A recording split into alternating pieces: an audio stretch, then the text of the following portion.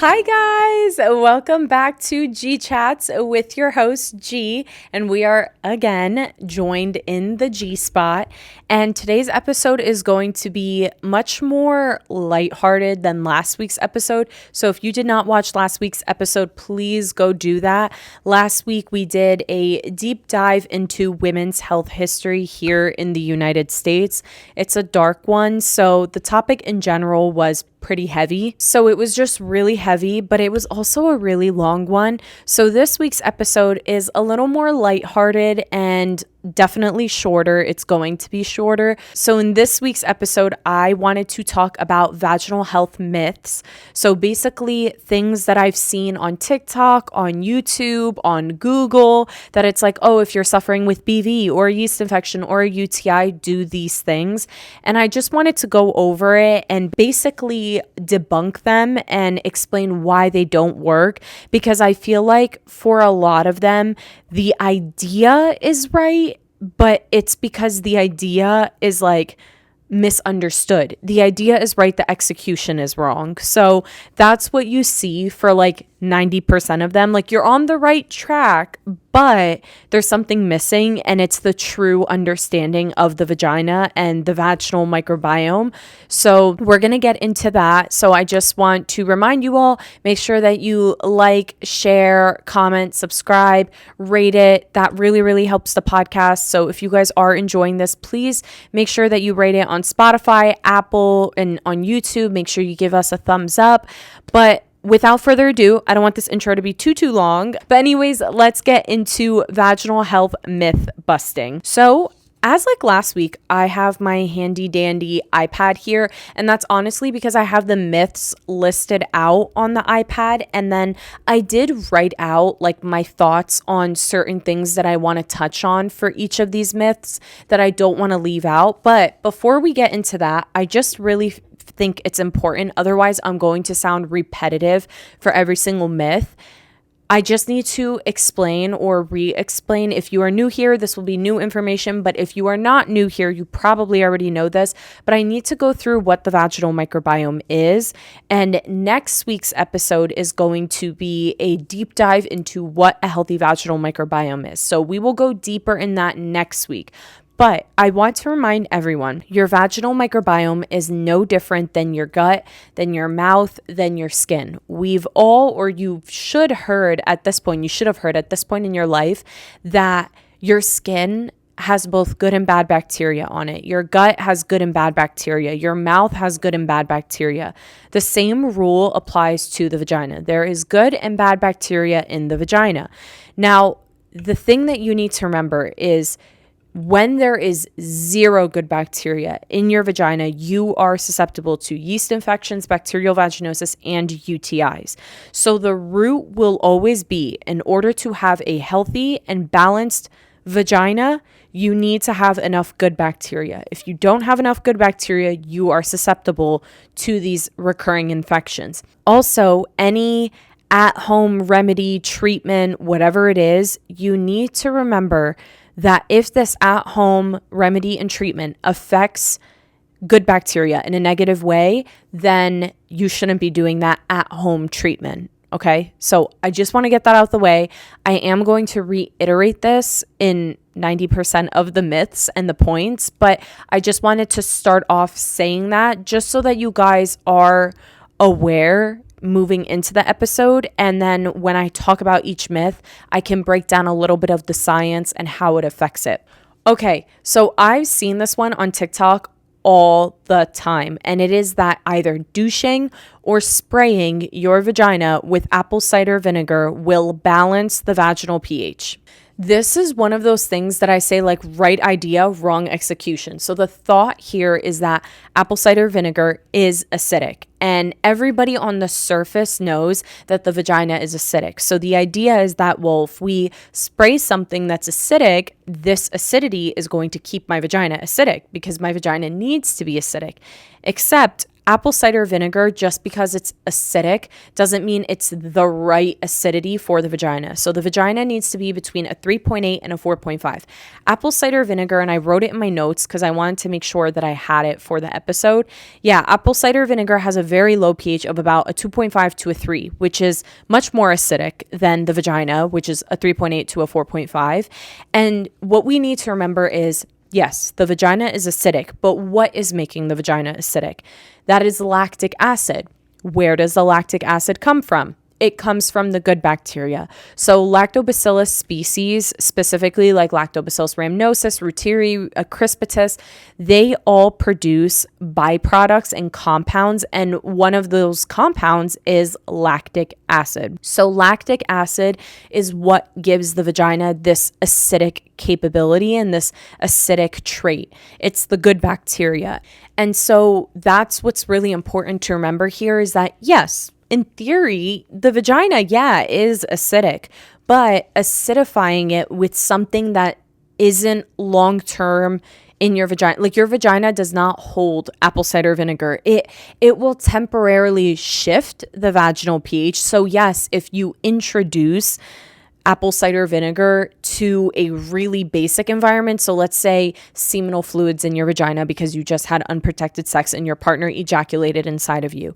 That seminal fluid is above an 8. And so now that your vagina is sitting at this 8, sure, if you sprayed apple cider vinegar or douched with it, you're trying to neutralize it, but that's a temporary shift. It isn't going to long-term do anything, because the thing that's long-term making your vagina acidic is lactic acid, which comes from good bacteria. So that's what's key to remember. And what I've noticed is that a lot of people who deal with recurring yeast infections, I saw a TikTok of someone saying that they like soak a tampon in apple cider vinegar, and I was like, no, because apple cider vinegar's main ingredient that makes it acidic is acetic acid, and acetic acid is really, really strong.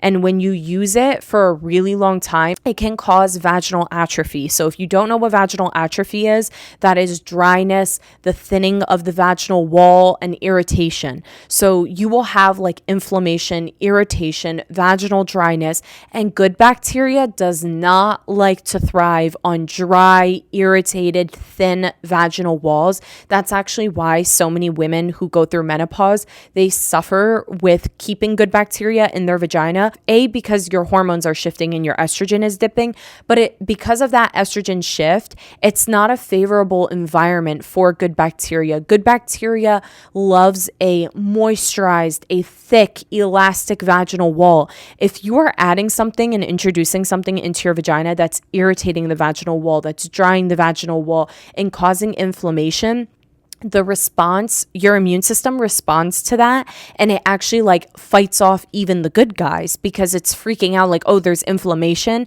and the good guys struggle to survive and they can actually die off. So you have to be very careful and considerate with what you're putting in your vagina, because that acetic acid over a long-term period is going to thin and dry out the vaginal tissue and the vaginal wall. Alternatively, if you are looking to like balance your vaginal pH, I recommend at least finding some kind of feminine gel that contains lactic acid that more closely mimics the vaginal environment than acetic acid and apple cider vinegar. It might take a little longer, but I think that that's a better long-term solution. It'll help feed the good bacteria, because the good bacteria needs lactic acid. So if you are pumping in lactic acid, even if it's one like a store-bought one, and by store-bought, I mean like there's this brand, Good Clean Love. They have their Restore gel that has a lactic acid that was intentionally it's like patented, and it's a proprietary lactic acid formulation that quite literally mimics the vaginal lactic acid. So that is something that I'm like, okay, I can get behind. If you have sex and you want to restore and balance the vagina, use something like that before reaching in your cabinet for apple cider vinegar. So no apple cider vinegar baths. It's not necessary. Use something that has lactic acid in it. No tampons with apple cider vinegar is necessary. You really don't. And another thing is that some apple cider vinegar is unpasteurized. That that just means that it's not like filtered to take out any of the bad bacteria. So if it's like unpasteurized, this means that it could be contaminated with bad bacteria and like bad pathogens. And if you introduce that into your vagina, well, you're putting yourself at risk to introducing bad guys in the vagina and causing more harm than good. So I know I think it's like Bragg's. I don't know if that's the right brand, but like I think Bragg's, their apple cider vinegar is not filtered. It's unfiltered, unpasteurized. So there could be microbes in there that you do not want in your vagina. So just be very careful. Try to avoid apple cider vinegar at all costs for inside of your vagina. It is not necessary. It's not going to do anything. I pinky promise. Myth number 2. And honestly, I was going to put this at number 1, but I was like, let's start a little more lightly, because number 2, I absolutely hate. And it is boric acid fixes vaginal pH. Let's talk about it. So the answer is no. I am the number 1 hater of boric acid, and that is because nobody, and I swear nobody says this, nobody talks about it. I feel like I'm the only person who's talking about it. Boric acid kills both the good bacteria and the bad bacteria. So yes, if you are having an overgrowth of bad bacteria or yeast, can the boric acid kill it? The answer is yes. But it also kills any good bacteria that your vagina might have. And if you're killing this good bacteria in your vagina, you are setting yourself up to be more susceptible to UTIs, yeast infections, and BV, because you need the good guys. So a lot of people don't explain that boric acid should be a last resort. And what do I mean when I say last resort? If you are someone who's been on multiple rounds of antibiotics and the antibiotics aren't working, it could be because you have a biofilm. And boric acid is great because it's a cell wall disruptor, meaning that it can ruin the integrity of the biofilm. And if it does this, then the antibiotics can come in and treat the infection after the biofilm has been disrupted by something like boric acid. But it also disrupts the good bacteria. That is just the fact of it. So when you start rebuilding your microbiome of good bacteria, if you stick with boric acid and you keep using boric acid, you're ruining your progress. You are ruining your progress because it is killing the good bacteria as well as the bad bacteria. So ultimately, boric acid is continuously wiping your vagina out of this, like it's leaving you at this clean, empty slate. Like there is nothing in your vagina. But if you don't have anything, not your good guys, you don't have your defenders there, the minute your vagina comes into contact with bad bacteria, which it's going to, the bad guys are going to flourish and they're going to thrive because there's nothing in its way to stop it or prevent it from flourishing. It's going to thrive. And so you need your good guys there to protect you. And what I see a lot is that girls are always like, oh, every time I have sex, I use boric acid, or every time I finish my period, I pop in a boric acid to refresh. Guys, the reason you are so dependent on boric acid is because you don't have any good guys there. That's why when your pH rises during your period, now the bad guys are like flourishing and you feel off, you feel burny, you feel itchy, you smell odor. You're having symptoms of an unbalanced pH, and then you're putting boric acid in to kill those bad guys. But then guess what? Your vagina is left at the same state as it was last time when you used boric acid, and now your vagina is susceptible to overgrowing bad bacteria and bad pathogens like yeast all over again. So you go about your cycle, and then you have sex and you're like, ooh, I feel off because the bad guys are thriving. You don't have any good guys there. So you pop boric acid in, and then you have your period and you're like, I feel off. And then you pop boric acid in, and you're in this endless cycle of dependency on boric acid because you're never fixing the root, which is you don't have good bacteria in your vagina. So that's the key here. And boric acid does not solve it. It's just a Band-Aid. And another thing is that boric acid is not acidic enough to acidify the vagina. So that's something that I feel like a lot of people don't talk about. Boric acid's pH sits at about a 5.5. As I mentioned before, with like the vinegar and stuff, your vagina is between a 3.8 and a 4.5. Boric acid doesn't acidify it enough. So yes, your pH is higher on your period because of menstrual blood, and menstrual blood has an elevated pH level. But when you administer boric acid into your vagina, that's going to like neutralize the pH because boric acid is a 5.5, but it doesn't bring it down to what it needs to be, which is a 3.8 and a 4.5, between a 3.8 and 4.5. So it's still maybe sitting at like a 6 after using boric acid. And so, or even a 5.5. And that's a good environment for bad bacteria to grow. Like bad bacteria wants anything above a 5. And if boric acid is a 5.5, well, that bad bacteria is going to thrive in that environment. And that's why so many of you are dependent on it. It's also just its chemical compound is harsh. So it does the same thing that apple cider vinegar does. It can cause vaginal atrophy. So it can cause dryness, it can cause irritation, it can cause thinning of the vaginal tissue. So prolonged use over a super long period of time can cause more harm than good. You are ruining the vaginal tissue. Think of like something that we saw, and this is super important too, but something that we saw in skincare. I remember when skincare was booming in 2020, and everyone was using the ordinaries like AHA, peel, glycolic acid, salicylic acid. Like everybody was using AHAs, BHAs. Like everyone was going full on like crazy with the skincare and the actives on their skin, to the point where everyone, including myself, wrecked our skin barrier. And what we ended up learning now is that your skin barrier being strong and healthy is key to keeping pimples and stuff like that away. Actives are fine in moderation or like last resort use, but the general rule of thumb is supporting a healthy skin barrier. If your skin barrier is healthy, it'll keep pathogens and pimples and all of that away. So you have to maintain the health of your skin. And that means the moisture, the integrity, the actual like compound, like the actual structure of your skin. So you have to maintain the actual strength and health of your skin before resorting to actives and salicylic acid and peels and all of that.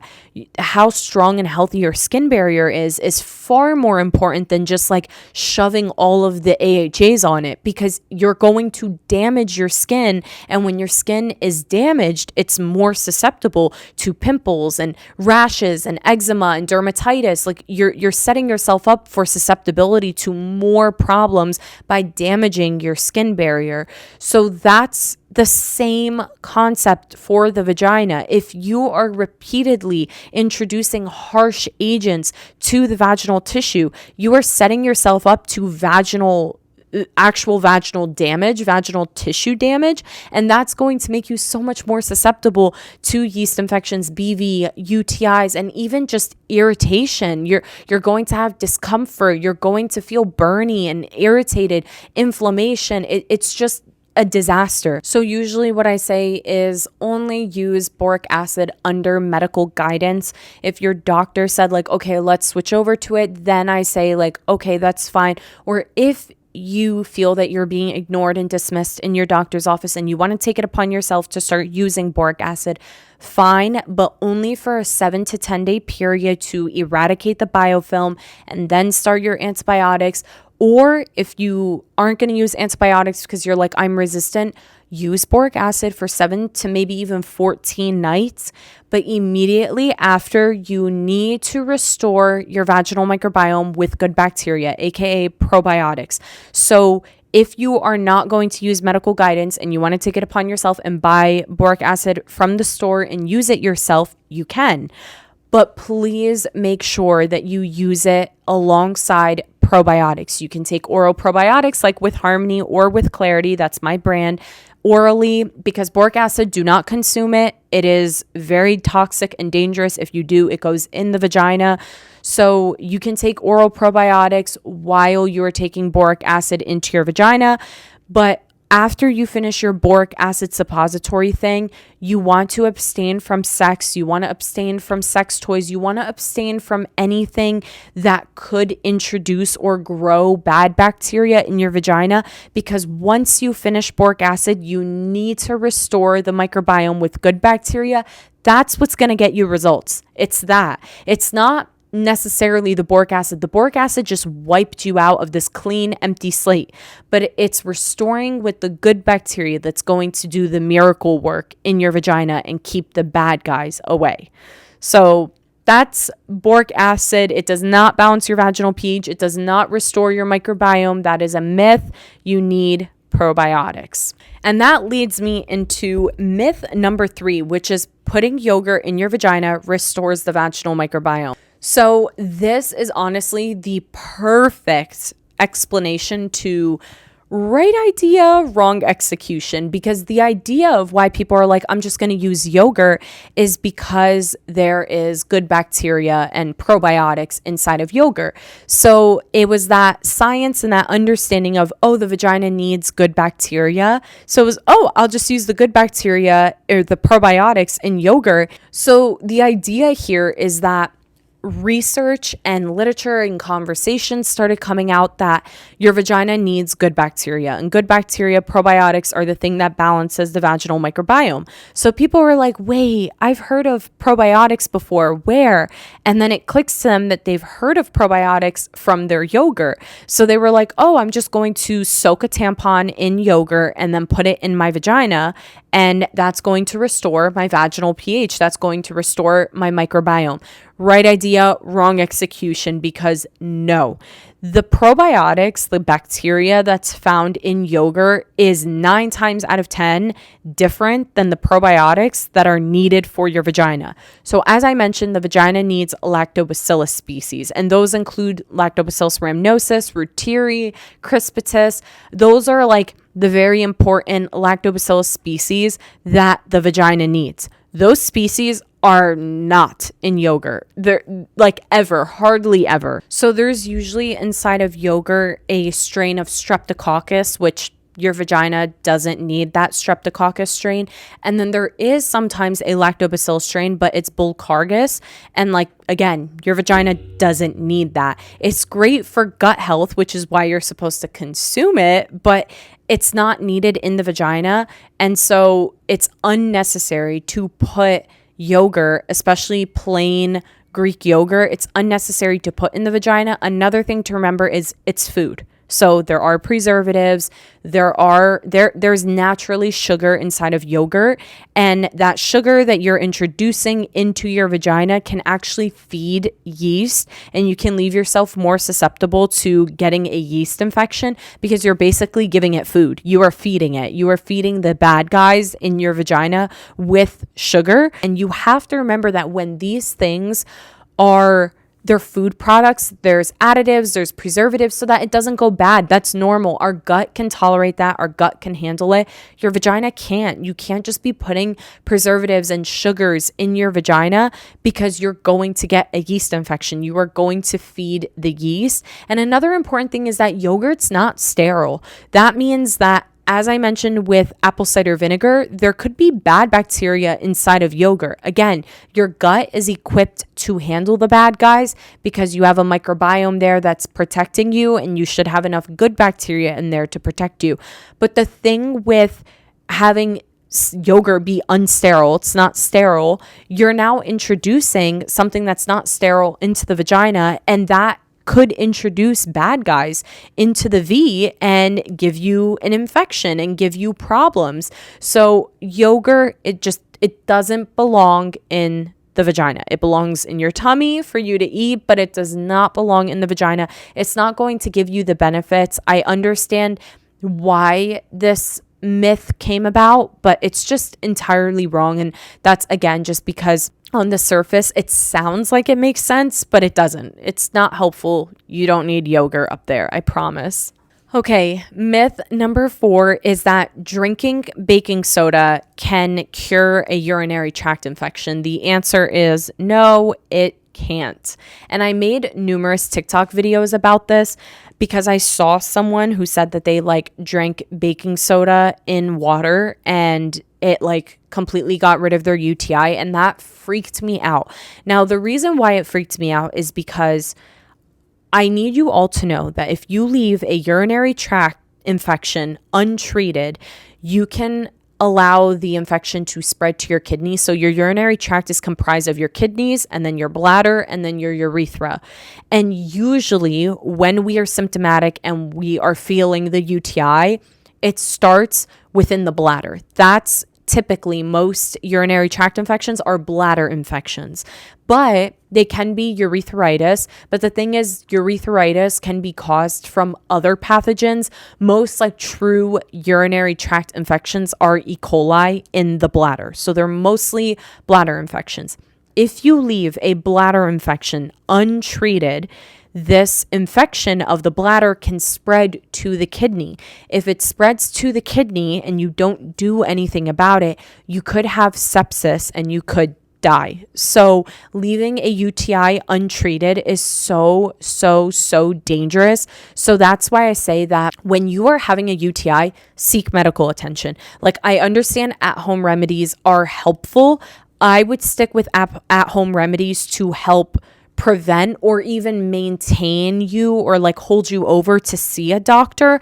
But I would not do an at-home remedy and be like, I cured it, there we go, like, don't go to the doctor, guys. Like, no, that's really harmful advice to give because you could put yourself at risk of death, literally. And I'm not trying to scare you guys, but I just think it's really scary for people to say like, oh yeah, do this at-home remedy, you're cured, and you don't need to, with something as serious as a UTI, like, no, you need medical attention. There's a reason why so many nursing homes acquire a ton of deaths of elderly people in nursing homes, because the elderly people are much older and the nerve endings in their bladder and in their urethra have weakened over time that they can't really even tell if they're having a UTI, and most of them don't even know that they are, and them not knowing unfortunately kills them. So it's just a really unfortunate thing, and you can't ignore a UTI.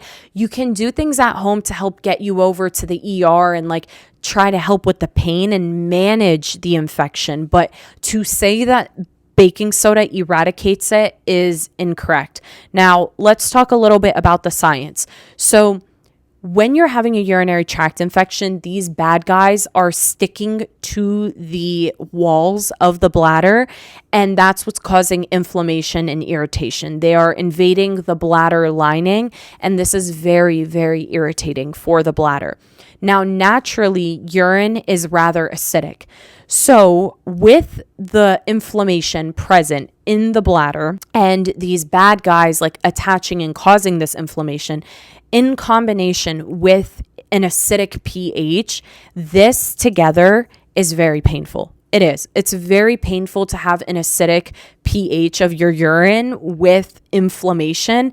It doesn't help. So the idea and the real thing that's happening with baking soda and a UTI is that the baking soda in water can change the pH of your urine. So it's going to neutralize it. It's going to raise the pH of your urine. So if it's naturally acidic, it's going to raise it by a few pH points. And if it raises it and neutralizes it or turns it slightly alkaline, you are going to feel some relief because the urine's not as acidic anymore, so it might not hurt as much to pee. That doesn't mean that it killed the bacteria. It doesn't. Like, there's no scientific literature to highlight that baking soda will kill E. coli. That's just not a scientific fact that's been proven. There's no research to say that. So no, baking soda doesn't kill the E. coli. What it in turn does do is neutralize the pH of your urine, which can make it easier to pee or make it a little more comfortable to pee. So because your urine's not super acidic anymore, you're like, oh, okay, this doesn't hurt as bad. So you might think like, oh, I cured it. You didn't. The E. coli is still there. The bacteria is still there. And another really important thing to remember is that the bad bacteria loves an alkaline environment. So it's going to thrive in alkalinity. People don't realize that raising your pH, your urine's pH, to something slightly more alkaline is going to create a more favorable environment for the bad bacteria. So you are setting up the bacteria to thrive, and you're not actually killing the bacteria. You're not killing the E. coli. And so if you leave this untreated, they're going to be growing like crazy, and this can spread to your kidneys, and this can cause sepsis, and you could die. Like, it's very risky. So no, there's no evidence that this works. You don't want to keep drinking baking soda and water. It's not good for your gut. It's also too much electrolytes.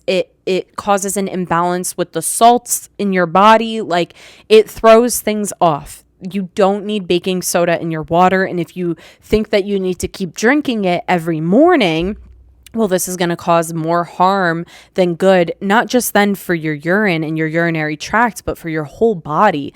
It's not safe. So baking soda in water is unnecessary. It doesn't actually scientifically do anything, and it can cause kidney damage in the long run, because too much baking soda can cause sodium overload, fluid retention, and kidney stress, especially in people with high blood pressure and or kidney issues. So please avoid the baking soda in water at all costs. Okay, myth number 5 is that pineapple makes your vagina smell and taste better. I hate this myth with a very strong passion.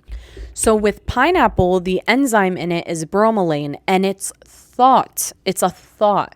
There's no scientific evidence that it does secrete in the bodily fluids.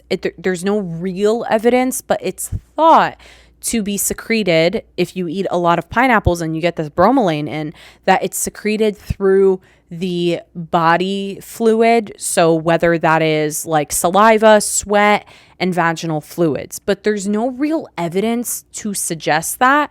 And I also want to know, like, I see some people who are like, yeah, I drink a ton of pineapple juice and stuff like that. That's a lot of sugar. And in turn, if you're consuming that much pineapple juice or that much pineapples, you can feed yeast. You have to remember that yeast loves sugar. It loves sugar. So if you are taking in so much sugar, even from a healthy fruit, you can cause more harm than good.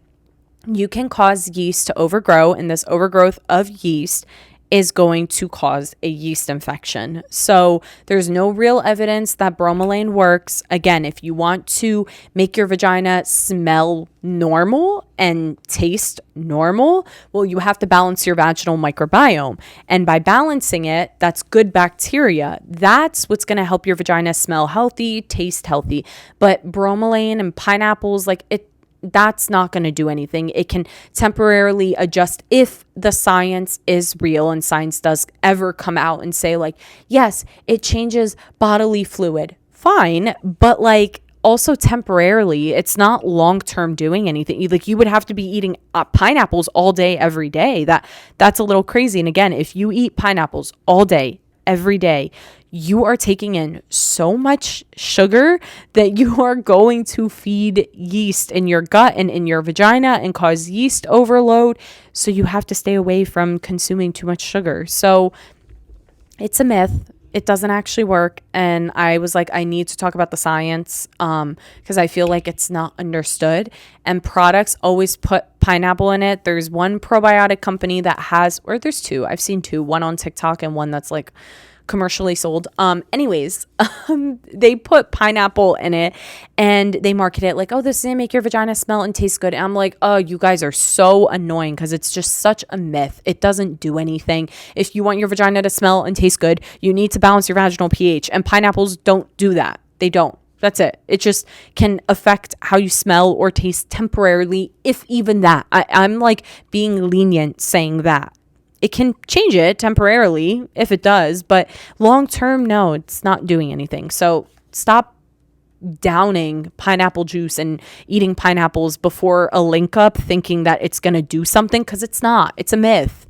Also, I wrote in my notes, and I just want to add, enzymes like bromelain are metabolized in the gut and the liver, and they don't make their way into vaginal secretions in any meaningful concentration. So that's why there's just like no scientific evidence that pineapple does anything for your girl downstairs. Like, unless I read a research paper, and I'm always open-minded, maybe research will come out in a few years saying like, yeah, it does X, Y, and Z. But to my knowledge right now, there is no scientific evidence to make it make sense that pineapple and bromelain specifically does anything for vaginal bodily fluid. Okay. All right. Myth number 6. I actually want to talk about it because I've actually been seeing this going around on TikTok, is that wearing cotton underwear prevents infections. And this is one of those things like, okay, right idea, maybe a little misleading for certain companies to sell their products. So the idea of caring about whether it's wet or dry down there is important, because if it is wet and moist down there and the materials stay wet over a long period of time, naturally that area between our legs is warm. And if you've ever worked in like a lab and you know anything about growing bacteria, there's 2 things that bacteria loves, and that's warmth and humidity. And so if you are wearing clothes and a material that can basically stay wet for a longer period of time, then yes, that can harbor bad bacteria. If the material is wet and it's naturally going to be warm, you're going to harbor and support the growth of bad bacteria, and that can make you more susceptible to yeast infections, bacterial vaginosis, and even UTIs. But it's not necessary. So the idea here is that you need to focus on just being dry and then worry about the material. So the material doesn't matter. Like, you can sit in wet cotton or wet polyester. Both of them being wet is bad. Obviously, cotton does dry quicker than polyester. Synthetic materials stay wet for longer, but like that doesn't mean that you should be in wet cotton either. So my advice is don't stress too much on like switching out everything that you have to 100% cotton. If you are going to the gym, change after, clean up and change out. Like, get some water wipes, wipe up, dry it with a paper towel or toilet paper, and put on sweatpants, something loose. Try to keep it airy and dry down there. But if you're, or even if you were wearing leggings and you're like, okay, I'm going to switch to dry, clean leggings because I was sweating, and the new leggings that you have happen to be polyester, like, that's okay. That is okay. As long as it's dry, like, just switch out the wet, damp clothes for something that is dry. And if that something that's dry is polyester or synthetic material, that is okay. Obviously, if you can get 100% cotton underwear, 100% cotton pants and all that, great. That's a win. But like, not everyone can do that. And I understand that. So I don't want to push something towards people saying like, oh, you need this. Cotton doesn't prevent infections. Like, it's not going to prevent it. If you are having UTIs, the root is, and like even with thongs, like thongs can floss bacteria between your anus and your vagina, whether that is a cotton thong or a synthetic material thong. It doesn't matter. The thong is doing the same act. It's doing the same thing regardless of the material. So what's important is making sure that your microbiome, both your gut and your vaginal microbiomes, are balanced so that you aren't at a risk of a UTI, because wearing a thong can floss bacteria back and forth regardless. So you just want to prioritize balancing the microbiome. That's always going to be the key. We're going to keep coming back to the microbiome and balancing the microbiome, because all these other things are just like right idea, not necessarily true. Cotton, if you have an imbalance in your gut microbiome and you switch out your panties to cotton underwear, sure, it's a better, if you will, better environment for bad bacteria to not grow, but it doesn't change the fact that there's still bad bacteria thriving. So like, cotton alone's not going to just like be a miracle worker and like change everything. Like, you're still going to experience UTIs, bacterial vaginosis, and yeast infections if your gut microbiome and your vaginal microbiome are imbalanced, even if you switch to a better material underwear. So I hope that makes sense, because like I get the idea, and it's not it doesn't hurt to have all cotton underwear. Like I wear all cotton underwear. So like, yeah, I paid the extra money and I was like, I'm going to take the extra precaution, but my vaginal microbiome is also balanced. So that's what's reducing your risk, not necessarily just like swapping the underwear.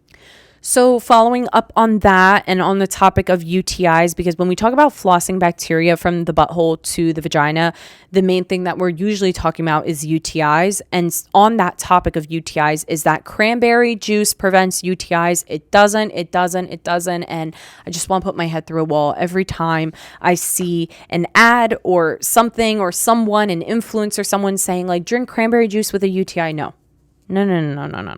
Let's talk about it. We have to have a serious conversation. So this is one of those things: right idea, wrong execution. Are cranberries helpful for urinary tract infection? Yes. Why are they helpful? They are helpful because they contain two things, and you've probably heard of the first thing, that's D-mannose. So D-mannose is a compound that helps stop uropathogenic E. coli from sticking to the epithelium of the urinary tract. And if you stop bacteria from sticking to the epithelium, then you basically stop the bacteria from replicating, dividing, and growing. Right? So D-mannose is helpful in that way. Another thing inside of cranberries that does quite literally the exact same thing is something called proanthocyanidins. We refer to them in science as PACs, and I will for the rest of this video. So PACs are a double bonded molecular structure. Now, there are PACs found in like blueberries, but those have a single bonded molecular structure. The ones found in cranberries there's like type A and type B. The ones found in cranberry are a double bonded molecular structure, and they prevent uropathogenic E. coli from attaching to the epithelium and causing a UTI. PACs have been clinically shown to do this.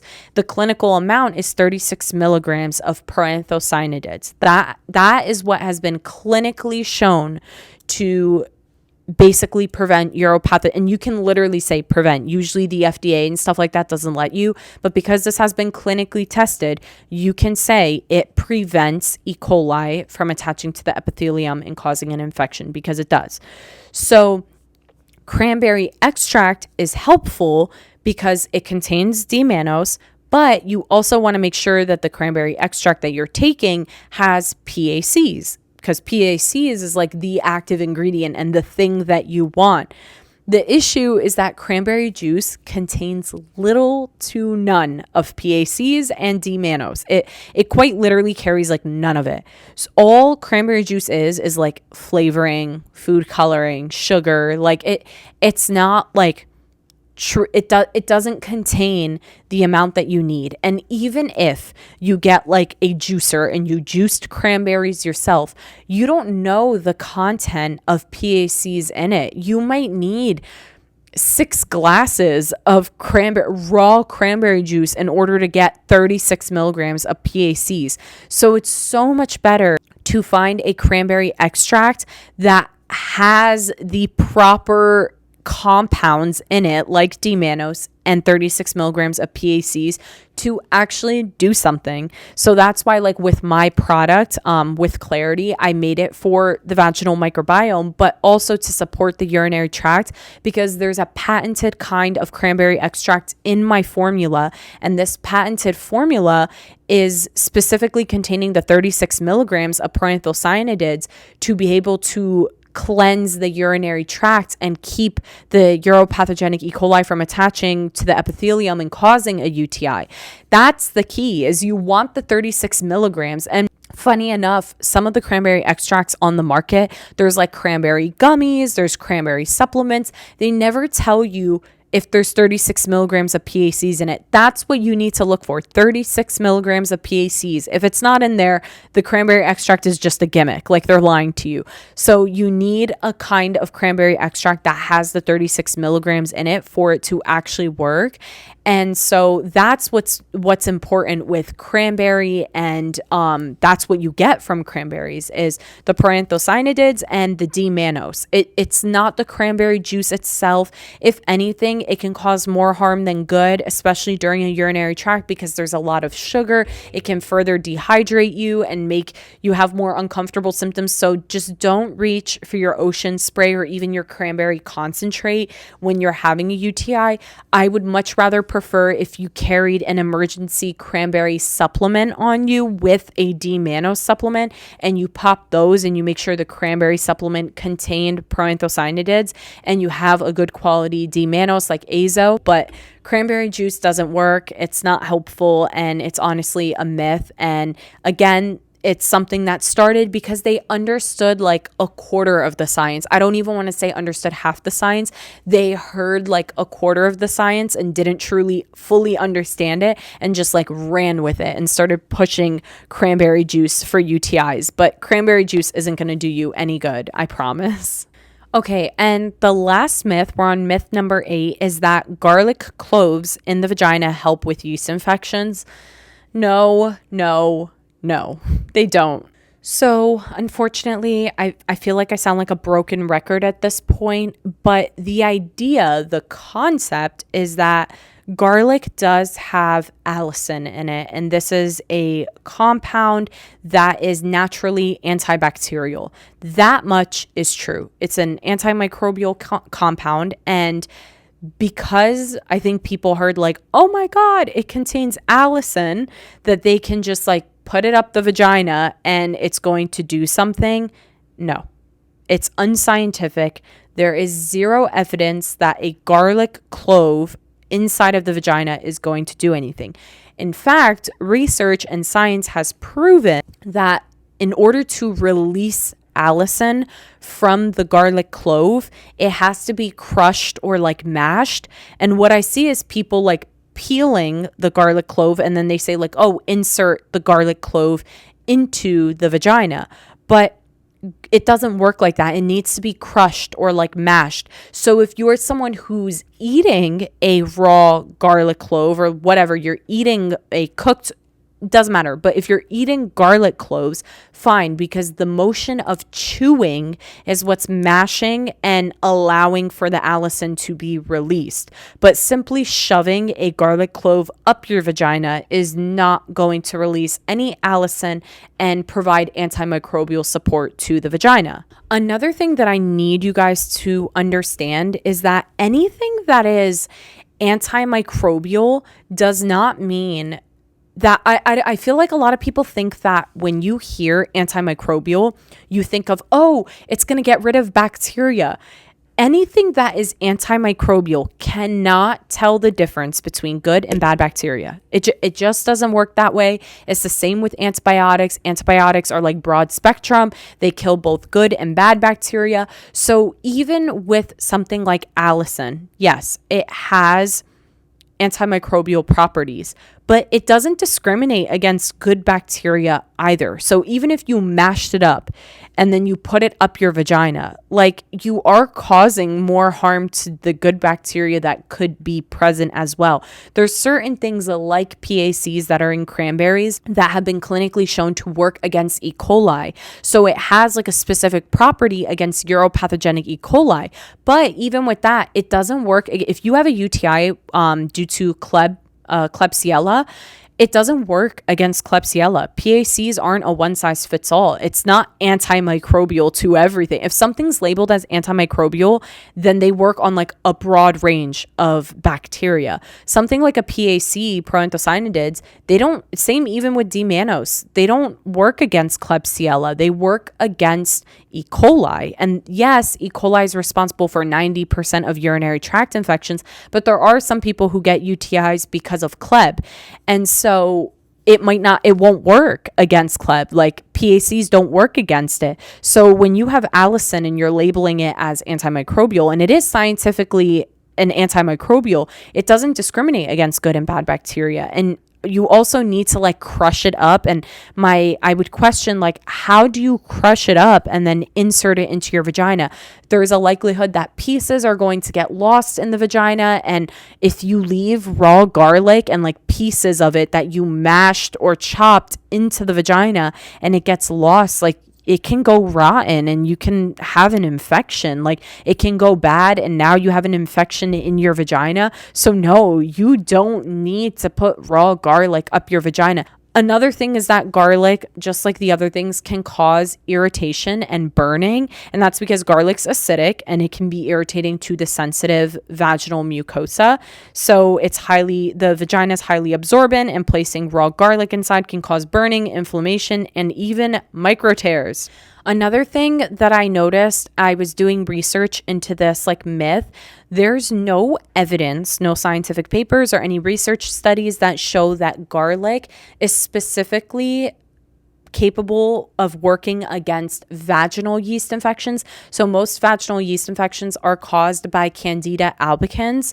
That's the main strain of fungus that causes yeast infections. There's no evidence to show that garlic, it has antifungal properties, but there was no evidence in any studies that show that it is significantly capable of reducing or getting rid of the yeast, the Candida albicans in the vagina.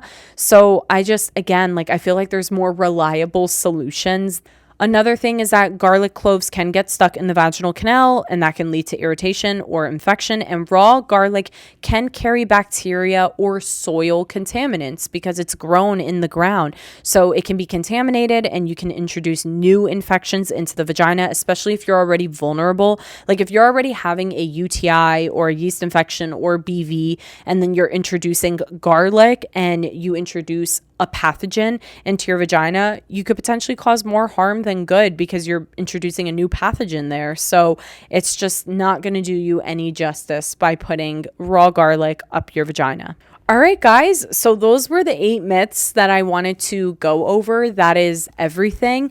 I hope that this video was incredibly helpful and that you guys liked it. It's more lighthearted. It's more fun. If there's more myths or you guys want me to do a part 2, let me know. We can always do that. But I just wanted to pick some of the trendy things that I see going on TikTok and even YouTube when I was younger, like YouTube videos that I watched that people suggest certain things. So I just wanted to make sure to touch on like a myths episode, because these are things that I still see promoted even on TikTok, on YouTube, on the internet, on Reddit pages.